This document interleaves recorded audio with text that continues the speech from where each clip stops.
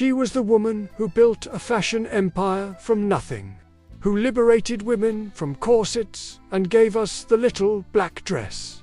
But behind the iconic interlocking C's and the scent of Chanel No. 5 lies a story far more complex. A story of secrets, shadows, and a past she tried desperately to bury. This isn't just the story of Coco Chanel, the fashion legend.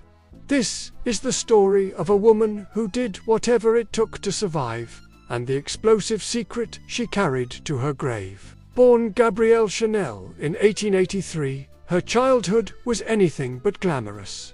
Her mother died when she was just 12, and her father, an itinerant peddler, abandoned her and her siblings. Gabrielle was sent to an orphanage, a stark, cold convent where the nuns' black and white habits would later inspire her signature color palette. It was a life of poverty and abandonment, a beginning she would later erase, fabricating a much happier, more respectable childhood. This was her first reinvention. Freed from the orphanage at 18, Gabrielle began singing in a cabaret, where she earned the nickname Coco. It was here she met her first lover, the wealthy textile heir Etienne Wilson. He whisked her away to his lavish estate, introducing her to a world of luxury, horses, and high society. But Coco was no one's kept woman. She borrowed his clothes, tailoring men's trousers and tweed jackets for her own frame, creating a style that was revolutionary in its simplicity and comfort. She was learning, observing, and plotting her escape from dependency. Her next affair was with Balson's even wealthier friend, Arthur Boy Capel. He was the love of her life, and he saw her potential. He funded her first hat shop in Paris in 1910. Her designs, refreshingly simple and elegant, were an immediate hit. From hats, she moved to clothing, opening boutiques in Deauville and beyond. She championed jersey fabric, previously used only for men's underwear, creating chic, comfortable clothing that freed women's bodies. The Chanel empire was born.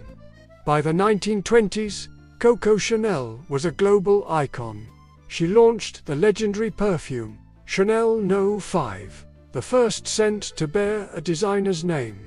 She created the Chanel suit and the little black dress, staples that remain in every modern woman's wardrobe. She counted Winston Churchill, Pablo Picasso, and the British royal family among her friends. She had climbed from the depths of an orphanage to the pinnacle of Parisian high society.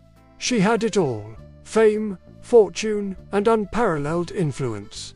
But when World War II descended upon Europe, a dark new chapter in Coco's life began.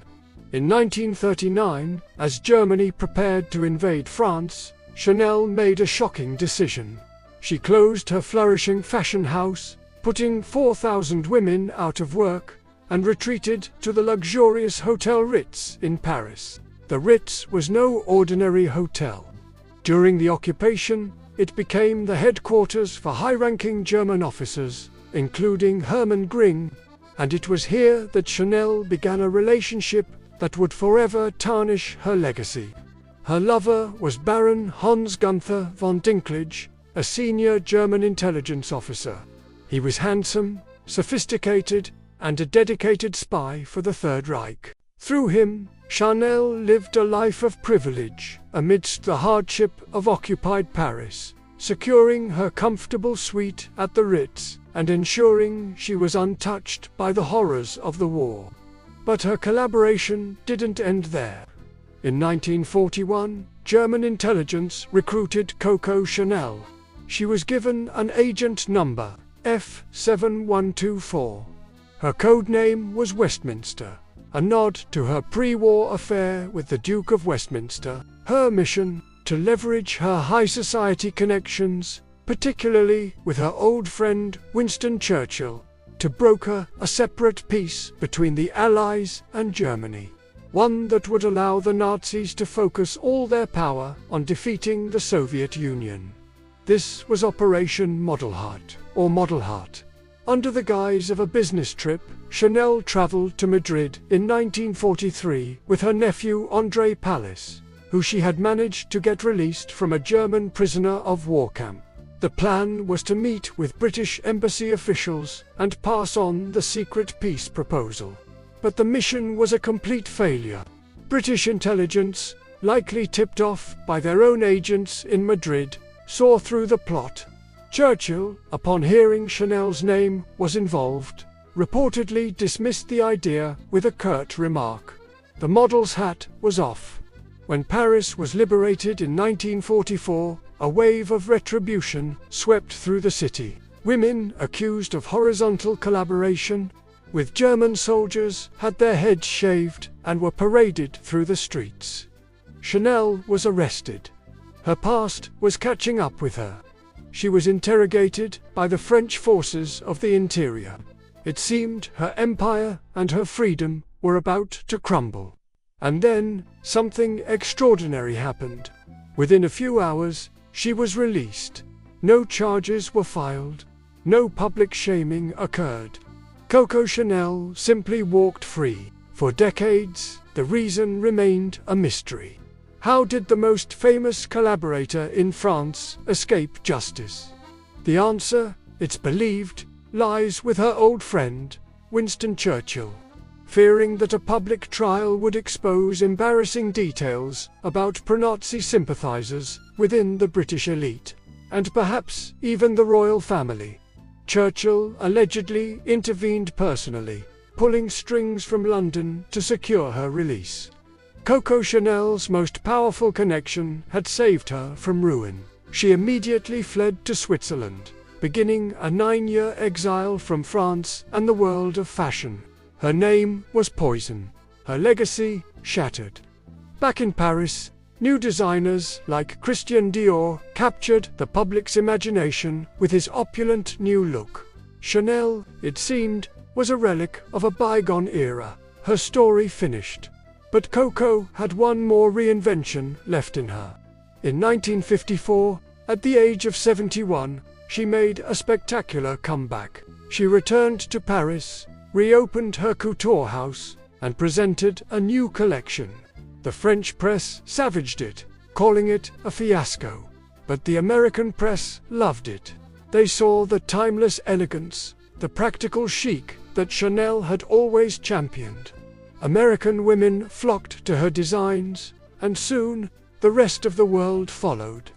The Chanel suit became the uniform of a new generation of powerful women, from Jackie Kennedy to Grace Kelly.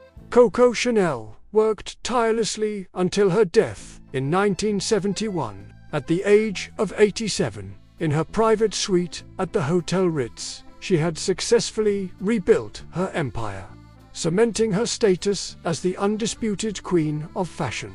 She had outlived her scandals, buried her secrets, and rewritten her own legend one final time. The full extent of her wartime activities only came to light decades after her death, when declassified intelligence documents from France, Britain, and Germany were finally made public. The files confirmed it all. Agent F7124, Operation Model Hat, and the powerful connections that allowed her to escape. The woman who gave us the little black dress was also a Nazi spy. It's a shocking, uncomfortable truth that complicates the legacy of a woman celebrated for her rebellious spirit and independence. She was a survivor, a genius, an opportunist, and a collaborator. Her story is a stark reminder that the most iconic figures are often the most complex, and that behind the dazzling facade of legend, the truth is often hidden in the shadows. Thank you so much for watching. If this story surprised you, let us know in the comments. And for more hidden histories of the world's most fascinating figures, don't forget to like this video and subscribe to our channel. We'll see you in the next one.